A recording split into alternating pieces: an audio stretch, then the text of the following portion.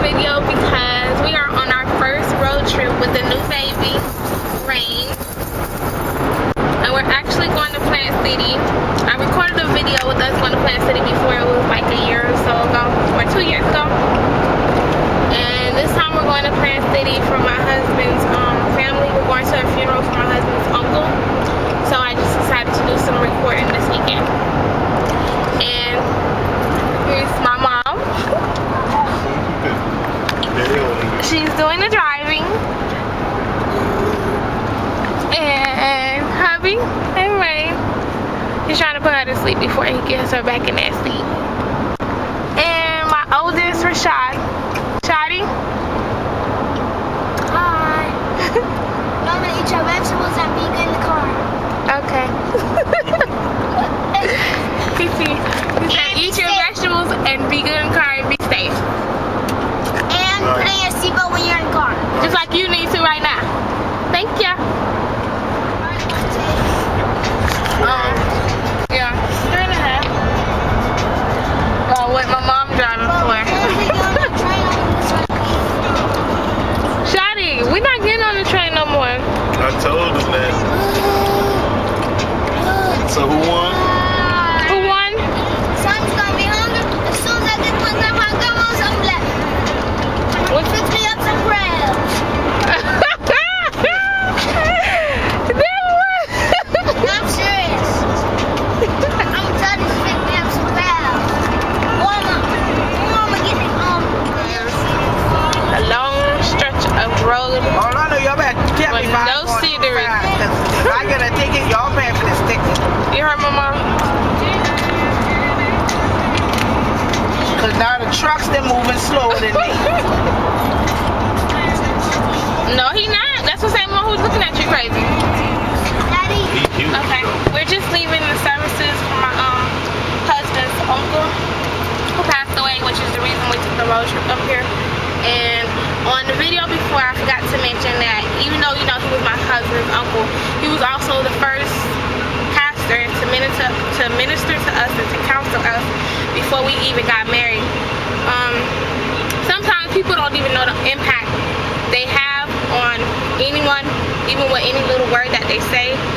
And even though he was my uncle, my husband's uncle, and my husband grew up with him, even the short amount of time that I do know him, I am thankful and grateful for knowing him and for him counseling us, because the words that he gave us gave me the hope and gave me, I don't know what the word I'm looking for, but it gave me the hope to know that me being with my husband, even though we weren't married and we had went through so much in so little time that we were together, that being with my husband was the right thing to do, and that our foundation was right. But yeah, that's all I really wanted to say. Did you want to say anything, Ray? Man, people, y'all know normally when I'm on here with my wife, I kind of have my little joking moments and things of that nature. But for real, to talk to y'all on some serious stuff, man, like this man here was, young. You know what I'm saying? When I'm telling you young, I'm talking about just probably hit his 50s. You see what I'm saying? And we sit up here every day and we think that everything is all good. We ha-ha kiki, we get mad at people, we curse people out.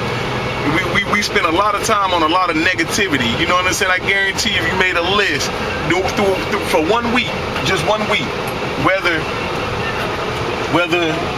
you did right or wrong, I guarantee you all the negativity outweighs any positive that you've done. Pretty much. That's almost a 90. He said stop, but I don't know what he's doing, because he just okay. But what I'm trying to get to is basically you gotta have more positive in your life. You cannot be sitting around here. You can't be sitting around here and not understanding, what life is about. We go through life every day, all day, over foolishness. Be arguing over foolishness, fighting, doing all this craziness. And it's so funny. Let me tell you why I'm ranting right now is because, it's so funny. We talk about family. We talk about this, that, and the next. Oh, what I'll do for my family. Somebody harm my family. But the funny thing is, you got so much family out there probably that you don't even talk to. You probably can't even remember their name. You may remember their face, but you don't even remember remember their name. You don't even know how many new additions been added on to the family because you barely be around. But then when the funeral happens, all of a sudden everybody seems to be able to pull together, come together and be in the same place, talk about love, respect, and all the above. Man, people, man, you gotta start thinking on your own, man, in everyday life, man. Stop worrying about all these tragedies that happen or something major that happened in your life before you start making these small changes. For the last 2 years, I've been making peace with myself, and my wife can attest to this. We both have. You know what I'm saying? Individually and as a couple. That I've been trying not to let small little minute, these little petty things of the earth like really bother me. You know what I'm saying? I am human, so yeah, it do frustrate me from time to time. You know where we going? Yeah, I got it. The line. I got it. So what I'm saying is to y'all is, look, stop wasting y'all time on all these petty differences. Stop wasting your time on all these arguments and foolishness, he say, she said stuff, and you beefing with your family. Stop wasting all that time, man. Because just like him, he woke up, he's preached a sermon, sat down after the sermon and passed out. And that was it. Right now, it still ain't no real cause of death. You know why? Because the cause of death is that he completed his mission here on earth and God called him home. And y'all better know, man, he's coming and y'all need to get right. I need to get right. My wife, my whole family, we all gonna be on that path of getting right. And I'm encouraging y'all to get on that path. And I want y'all to play this video. I want y'all to send this video to everybody else because this is serious. People, we go through life every single day over foolishness. We go to bed angry over what? Why? Because the wife didn't make the dinner. Why? Because the husband didn't walk through the door at the right time. Why? Because the kids being kids. You know what I'm saying? What are we upset about on a daily basis, people? What are we really mad about? Is we mad at the other person, or we really just mad at ourselves because we not right? Really, I want everybody to take to heart this video and really sit back and reflect on your own life. And I'm going to say it just like the pastor said in church, if you ain't found God, if you don't believe in God, please find it in your heart to realize that the only way you're going to be saved is believe that God rose Jesus from the dead, and whosoever believeth in him shall have an everlasting life.